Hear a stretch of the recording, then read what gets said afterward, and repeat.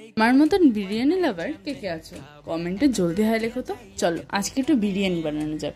বিরিয়ানি বানানোর জন্য প্রথমে বাসমতি চাল 30 মিনিট মতন জলে ভিজিয়ে রেখেছি। এরপর একটা পেঁয়াজ কুচি কুচি করে কেটে ভালো করে লাল লাল করে ভেজে তুলে রাখবো, একে বলে বেরেস্তা। তারপর মিক্সার গ্রাইন্ডারের মধ্যে আদা, রসুন, পেঁয়াজ, কাঁচা লঙ্কা, শুকনো লঙ্কা একসাথে দিয়ে ভালো করে বেটে রেখেছি। এরপর যেই চালগুলো ভিজিয়ে রেখেছিলাম খানিকক্ষণ, সেই চালগুলো সিদ্ধ করার জন্য হাঁড়ির মধ্যে দিয়ে দেবো।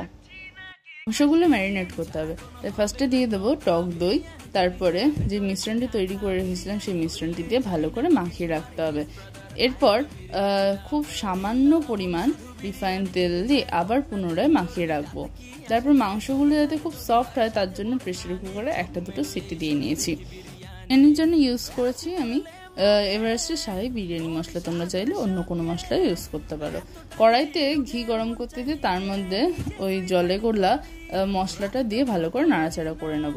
তারপর প্রেসার কুকারে যে মাংসটা সেদ্ধ করতে দিয়েছিলাম সেটা দেখলাম ভালো সেদ্ধ হয়ে গেছে। এরপর কড়াইতে ঢেলে দিয়ে তার মধ্যে ওপর দিয়ে মশলাটা দিয়ে নেব। তারপর ফ্লেভারের জন্য ইউজ করেছি গোলাপ জল, মিঠা আতর ও কালারের জন্য ইউজ করেছি ফুড কালার। তারপর দেখলাম ভাতগুলো ভালো সেদ্ধ হয়ে গেছে, তাই আলাদা করে কেটে রেখেছি।